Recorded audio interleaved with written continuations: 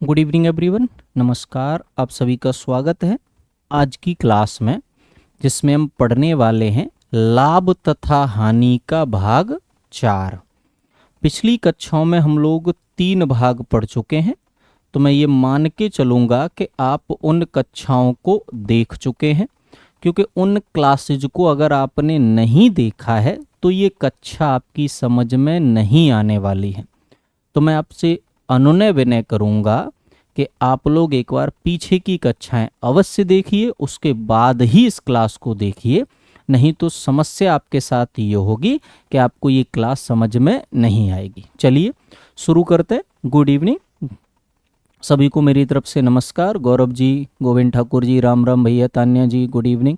सभी को एक बार मेरी तरफ से नमस्कार। सभी का बेहद स्वागत है आज की क्लास में। चलिए वक्त बर्बाद किए बगैर सीधे सीधे चीजें शुरू करते हैं। सुनिएगा। पहला सवाल, एक व्यक्ति ने 2 कुर्सियों को 900 रुपए में खरीदा। एक कुर्सी को क्रय मूल्य का 4/5 तथा दूसरी कुर्सी को क्रय मूल्य का 5/4 में बेचने से पूरे सौदे में 90 रुपए का लाभ होता है। कम मूल्य वाली कुर्सी की कीमत क्या होगी? सुनना आराम से, ध्यान से। देखो आप लोग एक चीज सोचो, एक कुर्सी को बेचा क्रय मूल्य का 4/5 में, 900 का 4/5, तो 5 से कटेगा ये 18, 180 बार, 18 चौके 72, 720 में। दूसरी कुर्सी को बेचा क्रय मूल्य के 5/4 में, तो 4 से ये कटेगा आपका 225 बार, 225 गुणा 5 अगर आप करेंगे तो 1125 में। लेकिन जो आपका वास्तविक क्रय मूल्य है, आराम से समझना क्योंकि ये तो अनुमानित क्रय मूल्य हुए ना सॉरी विक्रय मूल्य हुए ना।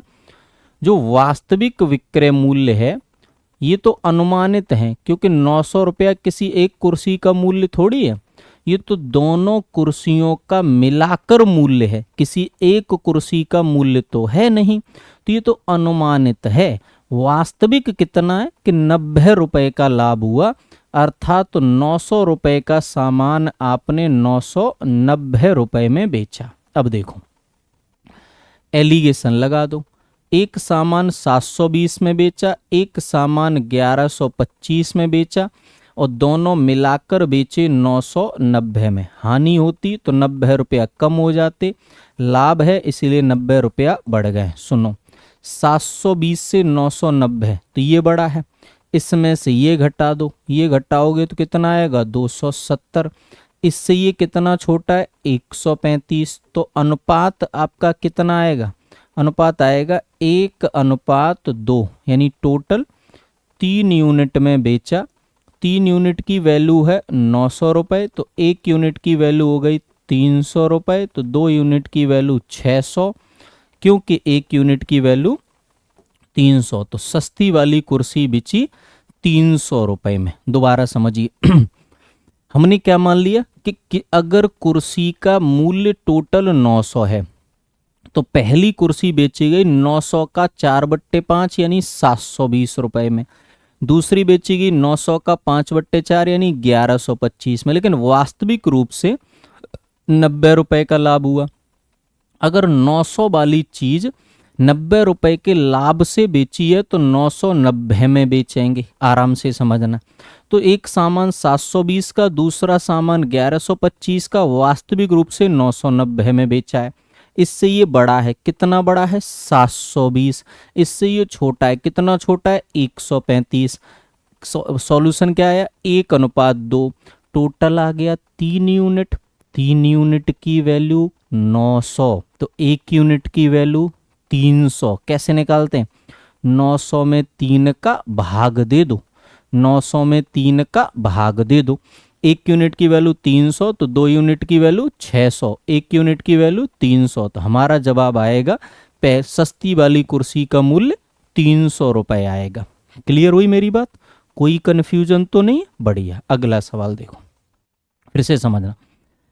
मनिंदर ने 40,000 रुपये प्रति की दर से 2 घोड़े खरीदे, तो हमें ये पता चला कि 40,000 रुपये प्रति की दर से 2 घोड़े खरीदे, तो दोनों घोड़े मनिंदर ने, एक घोड़ा अगर 40,000 का है तो 2 घोड़े हो गए 80,000 के। आराम से समझना, ध्यान से। उसने क्या किया कि पहले घोड़े को 15% लाभ पर बेच दिया, दूसरे घोड़े पे कुछ हानि हुई, थोड़ा सा नुकसान हो गया बेचारे को, है ना, तो कुल मिला के 3600 रुपए की हानि हुई। आराम से समझना, कुल मिला के 3600 रुपए की हानि हुई, समझना। हाँ, थैंक यू, बिल्कुल, हाँ ठीक है, सुनो, हाँ 1 मिनट सुन लीजिए आप पूरी बात मेरी, कहीं कोई समस्या है तो हम लोग डिस्कस कर लेंगे, बेहिचक आप सुन लीजिए पहले बात। हाँ, तो दोनों को मिला के 3600 रुपए की हानि हुई। इसका मतलब ये हुआ 80,000 का सामान अगर 36,000 के नुकसान से बेचा गया तो 76,400 रुपए में बेचा गया। अब सुनो, पहला घोड़ा जिसकी कीमत 40,000 है, अब पहला घोड़ा जिसकी कीमत 40,000 है, तो 40,000 जिसकी कीमत है उसको 15% लाभ पर बेचा आपने, तो 115/100 यानी ये सेल हो गया कितने में, 46,000 में। अब सुनना, टोटल सामान 76,400 में सेल करना है। पहला सामान 46,000 में सेल हो गया, तो दूसरा सामान केवल 30,400 रुपए में ही तो सेल करना है, सीधी सी बात। तो दूसरा घोड़ा आपने बेचा 30,040 रुपए, सॉरी 400 रुपए में। दोबारा समझो, 80,000 में खरीदा, 3600 के नुकसान से 76,400 में बेचा, 76,400 में एक सामान 40,000 का 115% में बेचा, क्योंकि 15% लाभ कमाना है। तो कितने में बेचा, 46,000 में। तो दूसरा सामान कितने में बेचोगे, 30,400 में। एकदम आराम से समझ में आएगा, कोई दिक्कत कंफ्यूजन परेशानी नहीं होगी। वो है तो मैं कमेंट करिए, मैं देख लूंगा। बिल्कुल, थैंक यू भैया जी। आगे सुनो, एक व्यक्ति ने एक घोड़ा 15% लाभ पर बेचा, यानी 100 में खरीदा, तो एक घोड़े का क्रय मूल्य कितना ले लीजिए, 100। तो कोई घोड़ा जो 100 में खरीदा वह है 15% लाभ यानी 115 में बेचने का प्लान बनाया। यदि से 25% कम में खरीदते, यानी कि 75 में खरीदते, है कि नहीं, आप बताओ, 75 में ही तो खरीदते, हाँ, और 60 रुपए कम में बेचते, तो पहले वाले विक्रय मूल्य से नया वाला विक्रय मूल्य 60 रुपया कम है। पहले वाले विक्रय मूल्य से नया वाला विक्रय मूल्य 60 रुपया कम है, तो उसे 32% लाभ होता। थोड़ा सा अलग समझ लीजिए, कोई सामान 75 रुपए का है, 32% लाभ पर बेचोगे तो 132/100, 25 से कटेगा 3 बार, 25 से कटेगा 4 बार, 4 से कटेगा 33 बार, तो 33 गुणा 3 99 में सेल होगा भैया जी। तो जो सामान पहले 115 में सेल कर रहे थे, अब वो सेल होगा कितने में, 99 में। तो कमी हो गई ना आपके विक्रय मूल्य में, कितने यूनिट की, 16। तो आपके विक्रय मूल्य में 16 यूनिट की कमी हो गई, जो 60 रुपए के बराबर है। क्रय मूल्य कितना है, 100 यूनिट, मैं भी दिखा दूंगा, बिल्कुल निश्चिंत रहिए। तो यहाँ से 4 से 4 बार, 4 से 25 बार, 4 से 15 बार, 15 गुणा 25 करेंगे 375 रुपए आएगा। देखिए दोबारा समझ लीजिए, तो एक सामान जिसकी कीमत 100 रुपए मानते हैं हम लोग हमेशा, 15% लाभ पर 115 में बेचा जा रहा है।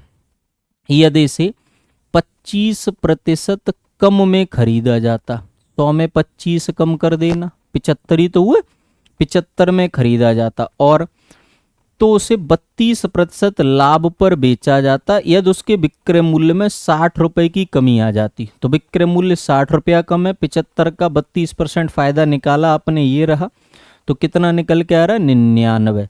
पहले विक्रय मूल्य 115 था, अब विक्रय मूल्य 99 है, इसमें कमी आ गई 16 की, जो 60 रुपए के बराबर है। अगर 16 यूनिट की वैल्यू 60 रुपए है तो 100 यूनिट की वैल्यू फाइंड आउट करनी है। 4 से ये कटेगा 4 बार, ये कटेगा 25 बार, और 4 से ये कट गया 15 बार। 15 गुणा 25 कर दो, 15 गुणा 25, आंसर आएगा 375 रुपये। क्लियर हुआ ना? कोई कंफ्यूजन हो? बिल्कुल, थैंक यू जी। हाँ जी सही है, थैंक यू, बहुत बढ़िया। 25 25 25 375 75, वेरी गुड, सी ऑप्शन है ना। ठीक है, थैंक यू। आगे देखो अगला क्वेश्चन, 100 वस्तुओं का आधा भाग। सुनो, तो हमने क्या किया, हमने एक काम किया कि बाजार गए और 100 वस्तुएं खरीद लाए। अब अगर आपको प्रतिशत मूल्यांकन करना है तो 100 रुपए से बढ़िया कोई जवाब नहीं है। तो 100 वस्तुएं खरीद लो 100 रुपए में। अब आपने क्या किया, 100 रुपए की जो वस्तुएं खरीदी उनमें से आधी यानी 50 रुपए की वस्तुएं, तो आधी और बची। जो आधी हैं उनको 20% लाभ पर बेच दिया। चलो बेच दो। तो 50 को 20% लाभ पर बेचोगे तो 60 में, और शेष को 40% लाभ पर बेच दिया। तो 50 को 40% लाभ पर बेचोगे तो 70 में। यानी मतलब जो सामान जिसका कॉस्ट प्राइस 100 था उसका आपने सेलिंग प्राइस बना लिया है कितना, 130 रुपए। है ना, रुपया कहना नहीं चाहिए लेकिन गणना हमें करनी है, तो आंकड़े हमें कहने हैं तो कह ले रहे हैं, है ना। अब सुनो, अब उन्होंने बोला कि ऐसा नहीं है, अभी सुनो आगे, यदि सभी वस्तुएं 25% के लाभ पर बेची जाती तो कुल लाभ पहले के लाभ से 100 रुपया कम हो जाता। समझो, यानी अगर इसका एक और सेलिंग प्राइस बना लें, सेलिंग प्राइस 2 बना लें, तो 100 रुपए का सामान अगर 25 रुपए के लाभ से बेचा जाएगा तो 125 में बेचा जाएगा। अब आप गौर करके देखो, इससे ये कमी तो हो रहा है कितना, 5 यूनिट। यहां से आगे यहां लिख दे रहा हूं, ठीक है, ध्यान देना। तो हमारे हिसाब से कमी आ रही है 5 यूनिट की, जो वास्तविक रूप से कमी हो गई कितने के, 100 रुपए की। इसमें दे रखा है एक वस्तु का मूल्य पूछा है, तो एक वस्तु का कॉस्ट प्राइस तो एक ही होगा। कैसे, यहां समझो, 100 वस्तुएं कितने में खरीदी थी, 100 रुपए में, तो एक वस्तु 1 रुपए की ही तो हो गई। तो 5 यूनिट की वैल्यू अगर 100 रुपए है तो 1 यूनिट की वैल्यू 20 रुपए। समझ में आ गया होगा? कहीं दिक्कत हो दोबारा देख लो, दोबारा समझ लो, कमेंट करो, मैं जवाब दूंगा, आपके सामने उपस्थित हूं। Thank you. आगे बढ़ो। देखो, एक व्यक्ति एक घोड़ा तथा एक गाड़ी 20,000 रुपए में खरीदा, बाद में वह घोड़े को 20% लाभ पर, घोड़े को 20% लाभ पर और गाड़ी को 10% हानि पर। सुनना ध्यान से, तो घोड़े को 20% लाभ पर यानी 120, गाड़ी को 10% हानि यानी 90, कुल मिला के सौदे में 2% का लाभ हुआ यानी 102। एलिगेशन लगाएंगे, ठीक है। सुनो, देखो, उसने घोड़ा बेचा 20% लाभ पर, तो 20% बढ़ा दो 120। गाड़ी बेची 10% हानि पर, 10% घटा दो 90। कुल मिला के 2% का लाभ हुआ, तो 100 में 2 बढ़ाओ 102। क्लियर हो रहा है यहाँ तक? कोई डाउट तो नहीं है किसी को?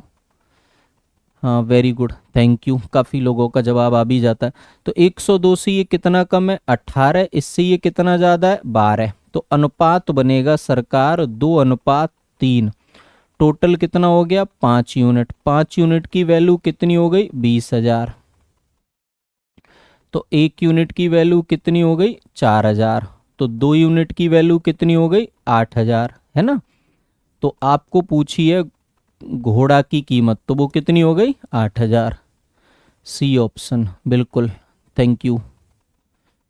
हाँ सही है, थैंक यू, बढ़िया, धन्यवाद। आगे देखो, समझ में आ गया होगा, नहीं आया बताओ। आगे देखो, एक वस्तु एक निर्धारित मूल्य पर बेची गई, उस मूल्य के 2/3 में बेचने से, समझो ध्यान से, तो वस्तु का हमने एक तो बनाया है प्रारंभिक विक्रय मूल्य कि हम शुरुआत में बेचना चाह रहे थे, फिर मन किया कि नहीं यार छोड़, दुनिया में ज़्यादा पैसा कमा के फ़ायदा क्या है, कहाँ ले जाएंगे, तो नया विक्रय मूल्य बना लिया।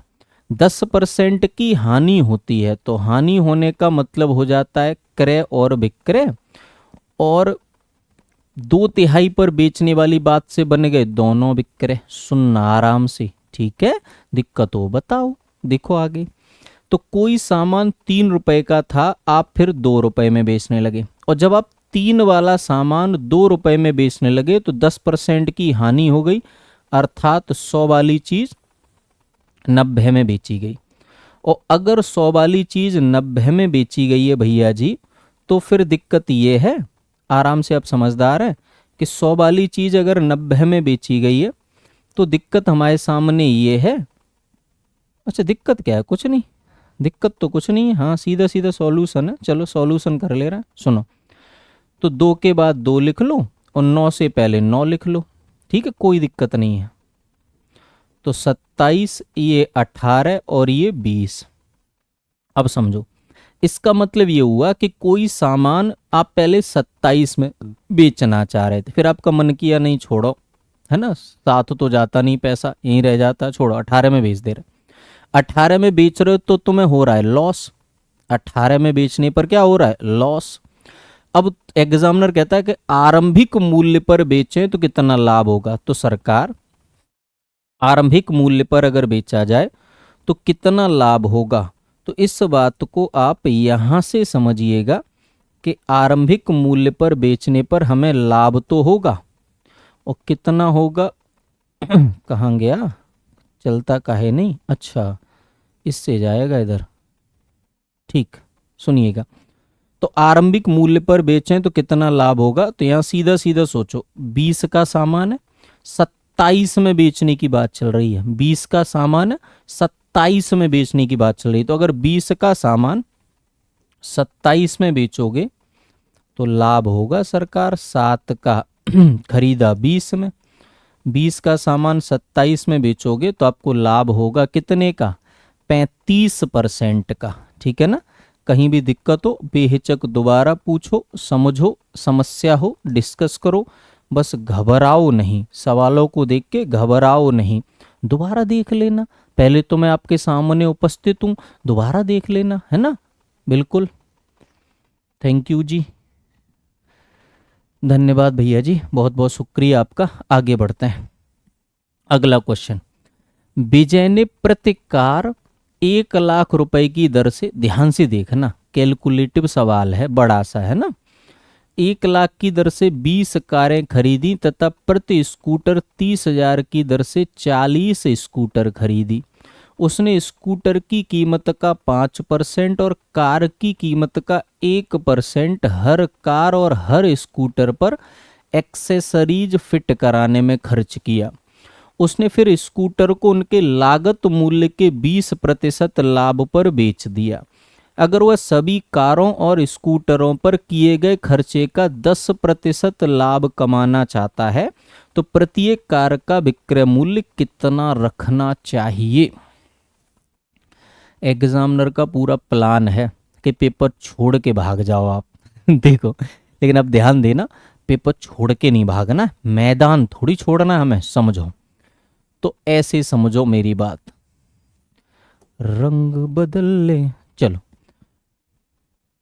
क्रय मूल्य निकालिए, ठीक है।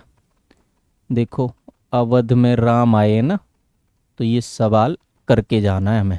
सुनो, 1 लाख रुपए की 20 कारें खरीदी, कितने की हो गई, 1-1 लाख की अगर 20 कारें हैं तो 20 लाख की हो गई, 2 लाख हो पाए, एक जीरो और प्लस 30 लाख के 40 स्कूटर तो 12 लाख हो गए, ठीक, प्लस प्रत्येक कार पर लगाया स्कूटर की कीमत का 5%, स्कूटर की कीमत का 5%, स्कूटर कितने का है, 30,000 का, 30,000 का 5% निकालो, 1500, वेरी गुड। तो एक गाड़ी पर तुम्हारा 1500 का खर्चा है, और गाड़ियां हैं 20, तो 30,000 ये लग गए, प्लस स्कूटर पर लगाया कार की कीमत का 1%, तो एक स्कूटर पे लगे 1,000 रुपया, एक स्कूटर पे कितने लगे, 1,000 रुपया, तो 40 स्कूटर पे सरकार 40,000, है ना। तो लंबी खरीदारी कर ली आपने, तो तो ये आपने टोटल सामान खरीद लिया 32,70,000 रुपए का। चलो अब खरीद तो लिया, अब आ जाओ बेचने पे। बेचते समय ऐसा है कि कुल मिला के आपको 10% लाभ चाहिए ही चाहिए। तो बेच लो भैया जी, चलो मिल के बेचेंगे सरकार, मैं अकेला काहे बेचूं। बाद में जी कहोगे कि धोखाधड़ी कर दई है, खुद ही बेचे आए, का पता कुछ रुपया खाए ले होंगे। तो तासे बढ़िया हम तुम्हें पूरे तुम्हारे संग संग बेच के बनाएंगे। देखो तो 00 से सरकार 00 कट गया, 3 जीरो ले लो, ठीक है 3 जीरो ले लो।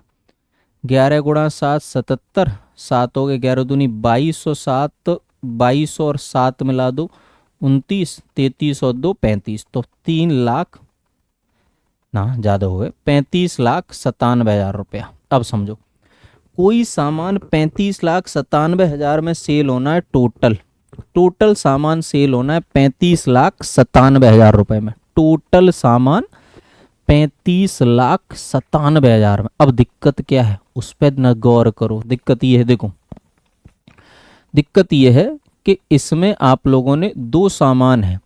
एक तो आपका स्कूटर आपने कितने में खरीदे, 12,40,000 में। 12,40,000 का जो आपको स्कूटर पड़ा उसको तो आपको बेचना है 20% के लाभ पर। बेच दो, बराबर 00 से 00, तो 3 जीरो, 12 चौके 48 के 8, कैरी हुआ 4, 12 दूनी 24, 4 28, कैरी हुआ 2, 12 का 12 और 2 14, 14,88,000 में बिच गया। अगर ये 14,88,000 में बिच गया, टोटल सामान सेल होना है इतने में। अब स्कूटर बेचकर आपको मिले 14,88,000 रुपए, तो अब अभी आपको इसमें से ये घटा दो, क्यों, ये पैसा और चाहिए ना। तो कितना हो गया, 21,09,000 रुपया चाहिए जो कार बेच के मिलेगा, क्योंकि स्कूटर तो बेच दिए। अब क्या बची, कारें, और कारें कितनी बची, 20 बची ना। तो 21,09,000 में 20 गाड़ियां बेचनी है, 21,09,000 की 20 गाड़ियां बेचनी है, भाग दे दो। तो यहां से हमारे पास जवाब आ जाएगा 2 एकन 2, 2 पंजे 10, 2 चौके 8। हाँ, तो प्रत्येक गाड़ी की कीमत 1,05,450 रुपए, यानी इनमें से कोई नहीं। दोबारा समझो, क्रय मूल्य 20 गाड़ियां 1 लाख रुपए की, एक तो 20 लाख की 20 हो गई, एक स्कूटर 30,000 का 40 हो गए, 12 लाख के। प्रत्येक गाड़ी पर पैसा लगा है 1,500 रुपया, स्कूटर की कीमत का 5%, तो 1,500 रुपया 20 गाड़ियों में लगा दोगे तो कितना हो जाएगा, 30,000 रुपया। एक स्कूटर पर पैसा लगा है 1,000 रुपया, और स्कूटर है 40, तो 40,000 लग गए। टोटल 32,70,000 का सामान हुआ। 32,70,000 के सामान पर 10% लाभ कमाना, तो 35,97,000 में बेचना पड़ेगा। अब इसमें तुमने 12,40,000 रुपया तो केवल स्कूटर खरीदे थे, इनको 20% के लाभ पर बेचा 14,88,000 में। अभी आपको कितना पैसा और चाहिए, तो आपको पैसा चाहिए 2,10,900 रुपया। 2,10,900 रुपया के लिए बची क्या है तुम्हारे पास, गाड़ियां कितनी, 20। तो एक गाड़ी की कीमत 1,05,450 रुपया, यानी जवाब आएगा इनमें से कोई नहीं। कैलकुलेटिव सवाल है, आराम से समझना है, जल्दबाजी नहीं करनी है। आगे देखिए, दोबारा देख लेना एक बार, आगे देखो। एक व्यवसाय से प्राप्त होने वाले लाभ को अधिकारियों और क्लर्कों के बीच 5:3 के अनुपात में बांटा जाता है। अधिकारियों और क्लर्कों के बीच 5:3 के अनुपात में बांटा जाता है। चलिए आगे, यदि अधिकारियों की संख्या जो है 45 है, अधिकारी कितने, 45 हैं। चलो अधिकारी हैं आपके 45, ठीक, ये मत लिखो, छोड़ो, ये लिखा रहने दो, ये मत लिखो, सुनो। और क्लर्कों की संख्या 80 है। आराम से समझना, प्रत्येक अधिकारी द्वारा प्राप्त धनराशि 25,000 है। देखो यहाँ अधिकारियों को मिलता है 5 यूनिट। अगर 5 यूनिट की वैल्यू 25,000 है तो आप बताओ 1 यूनिट की वैल्यू कितनी आएगी? 5 यूनिट की वैल्यू अगर 25,000 है तो 1 यूनिट की वैल्यू आएगी 15,000, है कि नहीं? सॉरी, 1 यूनिट की वैल्यू आएगी 5,000, माफ कीजिए, 1 यूनिट की वैल्यू आएगी 5,000। समझो, प्रत्येक अधिकारी को मिल रहा है 25,000 रुपये और अधिकारियों की संख्या है 45। आराम से समझना, प्रत्येक क्लर्क को मिलेंगे 15,000 रुपये और इनकी संख्या है 80। ठीक, अतः कुल धनराशि, आराम से समझना ध्यान से, तो इनमें बट गया आपका 25 चौके 100, 25 पंजे 125, 1125,000 प्लस 15 अट्ठे 120, तो इनमें बट गया आपका 12 लाख। ठीक, दोनों जोड़ देंगे तो 2 3 2 5 23,25,000 रुपया। तो ये लगा सकते हैं, लेकिन कब? जब यहाँ पॉइंट आए, याद रखना है। तो इसको मैं यहाँ सही सही लिख दे रहा हूँ। अगर इस तरह से लिखना है तो लिखना पड़ेगा 23.25 लाख। 2325 लाख कहना ठीक नहीं होगा, क्योंकि 2325 लाख तो फिर बहुत हो जाएगी धनराशि, है ना? तो पॉइंट लगा दीजिए। चलो, समझ में आ गया होगा, आराम से समझ लेना। अगला देखो, 140 रुपए में 80 गेंद बेचकर एक खुदरा व्यापारी को 30% की हानि हुई। 140 रुपए में 80, तो 140 बट्टे 80 लिख लो। बट्टे वाली जो भी चीजें हैं वो देखो, क्रॉस मल्टीप्लाई में 2 लाइन लिखा करते हो, अंश ऊपर लिख लिया करो, हर नीचे, अंश ऊपर लिख लिया करो और हर नीचे लिख लिया करो। ठीक है, घबराना नहीं। 140 रुपए में 80 बेची तो 30% का लॉस, यानी 70% हो गया। 104 रुपए में कितनी बेचे? मैंने कल की क्लास में बताया था ना कि अगर आपको मूल्य बनाना है तो हमेशा क्या करना होता है कि धनराशि में मात्रा का भाग दे दिया करो। 104 में कितनी बेचे कि 30% का लाभ हो जाए। फिर समझो, 140 रुपए में 80, 30% का लॉस, 104 रुपए में 8 गेंदे मान लो, 30% का प्रॉफिट। आगे कर देंगे कैलकुलेशन, 0 से 0 खत्म, इधर भी 0 से 0 खत्म, 13 से ये कट जाएगा 8 बार, 7 से कट जाएगा 2 बार, 2 से कट जाएगा 4 बार, इधर r बराबर, इधर 8 चौके 32, तो कितनी गेंदे? 32 गेंदे। समझ गए ना? दोबारा समझो, 140 रुपए में 80 अपॉन में आ जाएगा, 30% लॉस है। 104 रुपए में कितनी? ऊपर चला जाएगा, इसके जो अपॉन में आएगा ऊपर चला जाएगा, तो कितनी? 30% प्रॉफिट। आगे कैलकुलेशन कर लेंगे ना, है ना? हाँ, देखिए 32 बिल्कुल सही जवाब है। थैंक यू, बहुत बढ़िया। अगला क्वेश्चन देखो, 2 वस्तुएं ए तथा बी क्रमशः 10 और 15% के लाभ पर बेची गई। तो एक वस्तु 10% के लाभ पर बेची गई और दूसरी वस्तु 15% के लाभ पर बेची गई। यहां पर देखो लिखा है लाभ की राशि एक समान रही। अब क्या आएगा ना मन में कि मैंने बराबर कैसे लिख लिया? तो मैंने बराबर लिख लिया सरकार, क्योंकि साफ साफ लिखा है लाभ की राशि समान है। अब पढ़ लो, है कि नहीं? बहुत बढ़िया। इससे ये कट गया। अब देखो a अपॉन v बराबर आएगा 3/2, अर्थात अगर a का, यहां से हमें क्या पता चल रहा है? a और b का अनुपात, ठीक है, वैल्यू नहीं पता चल रही है। तो यहां से देखो 3:2 आ रहा है, नहीं 2:3 आ रहा है, 3:2 नहीं, 3:20 आ रहा है, यहाँ से 3:5 आ रहा है, यहाँ से बिल्कुल नहीं। तो हमारा जवाब होगा इनमें से कोई नहीं। देखो यहाँ क्या लिखा है, यहाँ लिखा है कि मूल्य कितना हो सकता है। एग्जामिनर भी जानते थे कि इसका कोई वास्तविक मूल्य नहीं आएगा, केवल अनुपात आएगा। तो कोई भी ऐसा ऑप्शन हो सकता था जिसका अनुपात 3:2 होता। ऐसा विकल्प बताइए जो 3:2 हो। कोई नहीं। और जब कोई विकल्प ऐसा नहीं है तो आंसर क्या लगाना? इनमें से कोई नहीं। ठीक है ना? वेरी गुड, बहुत बढ़िया, थैंक यू। सही आ रहा है, थैंक यू, बहुत बढ़िया। जवाब कुछ लोगों का आ जाता ना, अच्छा लगता है। सुनना मेरी बात को ध्यान से, क्योंकि जवाब तो जवाब होता है, आप लोग जवाब दे देते हैं तो बढ़िया लगता है। इसको अभी थोड़ी देर में करेंगे, है ना? पहले कर ले रहे ऊपर वाला। वैसे तो देखो ऊपर वाला ही होता है, हम तो उसके साथ कुछ कर नहीं सकते, लेकिन हम लोग अब ले आए हैं राम को, तो उनसे अनुनय विनय करके ये प्रयास करेंगे कि ईश्वर सब कुछ ठीक ही कर देना, और ज़्यादा कुछ ना करो तो कोई बात नहीं, हमें बस इस बार एक गवर्नमेंट जॉब ज़रूर दिला देना।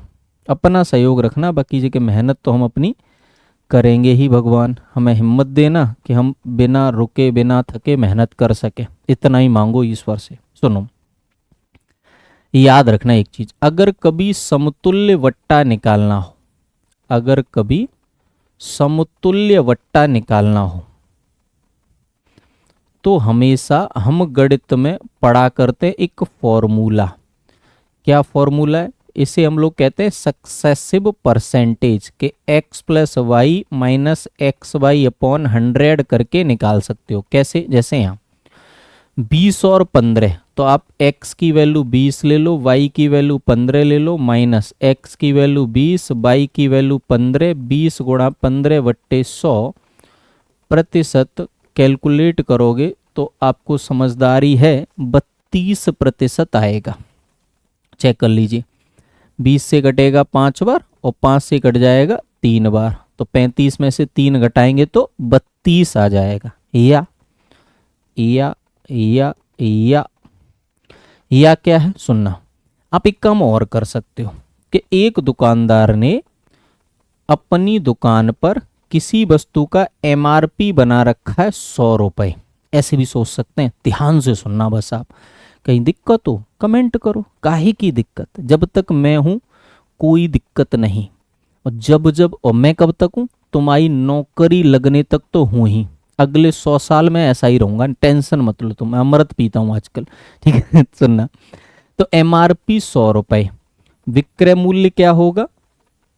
तो देखो 100 रुपए का कोई सामान अगर है और 20% का डिस्काउंट पर मिले तो 80% में मिलेगा, 15% का एक और डिस्काउंट हो जाए तो 85% में मिलेगा। ये कट गया, 0 से 0 कट गया, 5 से देखो 2 बार, 5 से 17 बार और 2 से कट गया 4 बार, 17 चौके 68। सुनो, एक दुकानदार 100 रुपए का सामान अगर 68 रुपए में बेचने लगे, दुकानदार 100 रुपए का सामान 68 में बेचने लगे तो कितने की छूट दे रहा है ग्राहक को? 32 की, क्योंकि एमआरपी 100 है तो 100 पे 32 की छूट, प्रतिशत निकालने की जरूरत नहीं है, क्योंकि जितना 100 में कमी हो जाएगी वही आपका डिस्काउंट कहलाएगा। तो यहां डिस्काउंट कितना हुआ सरकार?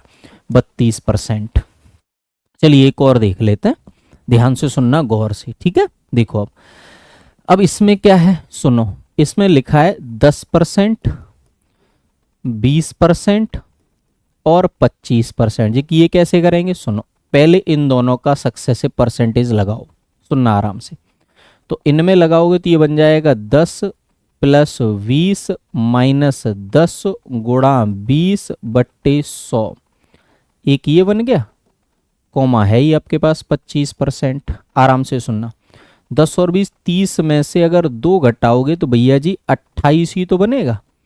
28% ये बन गया, 25% ये बन गया। फिर लगा दो, फिर लगाओगे तो 28 प्लस 25 माइनस 28 गुणा 25 बट्टे में आएंगे 100। 25 से कटा 4 बार, 4 से कटेगा 7 बार, 28 और 25 53 में से 7 घटा दो 46।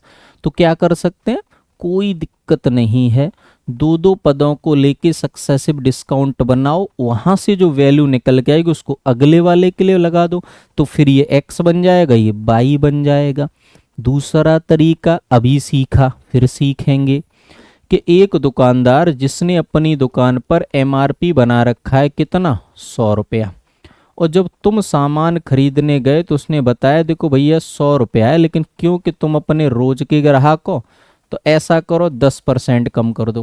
फिर तुम्हारे पापा आ गए, तुम्हारे पापा बोले अच्छा साल भर से सामान खरीद लें, तुम और ना कम करो, तो 80% कम कर दिया। फिर मम्मी आ गई जी, कह रहे दुकानदार कैसी बात कर देता हो, तुम तो हम रोज के ग्राहक हैं, और कम करो, तो उसने 25% और कम कर दिया, है ना। तो इस प्रकार से आपको पता चला कि जो सामान है आपको वह मिला 9 दूनी 18 गुणा 3 54 का। अब आप सीधा सोच के बताओ कि 100 वाला सामान अगर 54 में मिलेगा तो कितना छूट दे दी दुकानदार ने? 46 की। 100 रुपया पे जितनी छूट देगा वो प्रतिशत का भी काम करेगी। अतः आपके सवाल का जवाब हो गया 46%। क्लियर हुआ? कोई डाउट, परेशानी, दिक्कत, समस्या, नॉलेज में कमी, लैक ऑफ नॉलेज कोई भी हो, बेहिचक कमेंट किया करो। वैसे तो सभी लोगों के जवाब सही आ रहा है तो फिर कोई दिक्कत है नहीं। आगे बढ़िए, बहुत बहुत बढ़िया, थैंक यू। आगे, एक दुकानदार 800 रुपये अंकित मूल्य वाला कोई सामान, कितने का? 800 रुपये वाला। दुकानदार ने 800 रुपये का सामान खरीदा, उसको 2 डिस्काउंट मिल गए, एक 10% का और एक 15% का। दुकानदार बड़ा खुश। लेकिन जब सामान को वहां से लेके घर की ओर चला तो 28 रुपया किराया लग गया। समझना। अब आपको पता है कोई सामान, अगर आप कश्मीरी सेब दूसरे राज्यों में महंगे क्यों हो जाते हैं? भाड़े की वजह से। भाड़ा क्या कश्मीरी सेब थोड़ी दे रहा है, तुम दोगे, ग्राहक देगा। तो इसीलिए मूल्य हमेशा क्रय मूल्य में बढ़ जाता है। बढ़ गया? समझो। 2 जीरो से 2 जीरो, इस जीरो से ये जीरो, 5 से काटो 17, 5 से काटो 2, 2 से काटो 4, 17 गुणा 9 153 गुणा 4 हो गए 612, प्लस लगे 28, यानी सामान पड़ा आपको 640 रुपए का। तो 640 रुपए का एक सामान आपको मिला। अब जो 640 रुपए का सामान मिला वह तुम्हें वैसे तो 612 का मिला था, लेकिन पड़ गया 640। तुमने भी सोच लिया जी कि हम हैं पक्के दुकानदार, हम ना मानेंगे काऊ की बात। तो जे के का करो है कि 800 में ही बेचेंगे। तो 640 का सामान अगर 800 में बेचोगे तो सीधा सीधा 160 का फायदा है, और फायदा हमेशा निकाला जाता है क्रय मूल्य पर। तो 160 का लाभ। खरीदा कितने में? 640 में। आगे सॉल्व कर लो, आंसर आपका 25% आ जाएगा। माफी चाहता हूँ, कल तबीयत खराब थी ना, इसलिए गला थोड़ा खराब है, तो आप थोड़ा सा एडजस्ट तो कर ही सकते हो। अरे आप प्यारे लोग हो, आप जब इतना एडजस्ट करते हो तो ये भी कर ही लोगे। सुनना आगे, फिर से वही सवाल है, फिर से समझो कि एक दुकानदार ने कोई सामान जिसका अंकित मूल्य 600 रुपये है, उसको 2 डिस्काउंट पे खरीदा। 600 गुणा 15% डिस्काउंट तो 85 रह गया, फिर एक और मिल गया 20% का डिस्काउंट तो 80 रह गया। लेकिन यहाँ भी देखो वही है कि 28 रुपया माल भाड़े के लग गए। तो जैसे तैसे बचत कर पाई, सो किराए में जा रहे हैं। चलो कोई बात ना है, हम तो दुकानदार पक्के, ग्राहक पैसे लेंगे सब। 20 से कटेगा 4 बार, 20 से कटेगा 5 बार, 5 से कटेगा 17 बार, 17 छिक्के 102 गुणा 4, तो 102 गुणा 4 हो गए 408, और प्लस 28। तो कुल मिला के सामान आपने खरीदा 436 रुपए का। अब इस बार थोड़ी सी तुम्हारे दिमाग में नरमी आ गई कि यार सही ना है, ज़्यादा ठगबू सही ना है, सब संग थोड़ी जावे हो। तो तुमने बेचा 545 रुपए में। अब 436 का सामान अगर 545 रुपए में बेचोगे, 436 का सामान अगर 545 रुपए में बेचोगे तो 109 रुपए का लाभ होगा। अतः जानकारी मिलेगी कि आपको 25% का लाभ होगा। याद रखिए, बट्टा का मूल्यांकन क्रय मूल्य पर आधारित होता है, जबकि लाभ हानि का मूल्यांकन, देखो उल्टा बोल दिया ना, हाँ, बट्टा का मूल्यांकन अंकित मूल्य पर आधारित होता है, जबकि लाभ हानि का मूल्यांकन क्रय मूल्य पर आधारित होता है। चलिए अगला सवाल देख लीजिए, ठीक है ना, प्रेम से देखना। सुनो, एक व्यक्ति ने 1285 रुपए की निवल छूट पर कोई साड़ी खरीदी 7710 रुपए में। तो तुमने देखा कि दुकानदार ने 1285 रुपया की छूट दे दी है और तुमको साड़ी पड़ी 7710 रुपए में। इसका मतलब साड़ी का जो अंकित मूल्य है वो 8995 रुपये हो गया। हुआ कि नहीं हुआ? और मैंने अभी बताया जो मूल्यांकन छूट का होता है, छूट 1285 मिली, लेकिन किस पर? 8995 पर। छूट हमेशा अंकित मूल्य पर आधारित होती है, इससे ये कटेगा कितनी बार? 7 बार। तो 100/7 यानी 14 से ही 2/7%। दोबारा समझो, आपको दुकान, आपने पर्चा देखा, पर्चा पे लिखे हैं 8,995 रुपया। दुकानदार हैं अपने पुराने भाई, जान पहचान भाई, उनने 1285 रुपया कम कर दिए, तो कितने में सामान मिला? 7,710 रुपये में। इतने में ही तो मिला। सामान 8,995 का था, 7,710 रुपये में मिला, यानी डिस्काउंट मिला आपको 1285 का। और कितने का सामान था? 8,995 का। आगे निकाल लो। क्लियर है ना? बढ़ूँ आगे? हाँ बिल्कुल भैया जी, थैंक यू। सही आ रहा है आपका, टेंशन मत लीजिए आप, मेरे होते निराश मत होना। सुनो अगला, एक वस्तु का क्रय मूल्य अंकित मूल्य का 2/5 है। तो जो क्रय मूल्य है वह है अंकित मूल्य का कितना है? 2/5। तो क्रय मूल्य ले लो सरकार 2 यूनिट और अंकित मूल्य ले लो सरकार 5 यूनिट। यदि से 10% की छूट पर बेचा जाए, अब यहां समझो ध्यान से, 10% की छूट पर बेचा जाए। देखो छूट हमेशा अंकित मूल्य पर दी जाती है, तो 2 को 20, 5 को 50 कह दो, तो 50 का 90% निकालने में दिक्कत नहीं होगी। चलो 50 कह दिया। अब आपने क्या किया कि 50 का सामान 10% का डिस्काउंट यानी 90/100 में बेचोगे, तो कितने में बेचा? 45 में। तो सीधी बात हो गई ना, सामान जो आपने 20 में खरीदा वो आपने 45 में बेचा, और 20 का सामान अगर 45 में बेचोगे तो सीधा सीधा सरकार आपको 125% लाभ हो जाएगा। क्लियर है? चलिए आज इतना ही रखते हैं क्योंकि वक्त बहुत हो गया है। बाकी मिलेंगे कल। आप सभी लोग प्रेम से रहिए, खुश रहिए। कोई भी दिक्कत, कोई भी परेशानी, कोई भी समस्या हो, बेहिचक कमेंट किया करिए, बताया करिए। आप सब लोगों के प्रेम, सहयोग और इतने सारे भरोसे के दम पर ही मैं इतनी चीज़ें कर पा रहा हूँ। उम्मीद है आपको चीज़ें समझ में आई होंगी। ठीक है, आज की क्लास यहीं तक रखते हैं, बाकी कल मिलेंगे आगे के सवालों के साथ। तब तक आप लोग खुश रहिए, ख्याल रखिए, मस्त रहिए। जय श्री राम, धन्यवाद।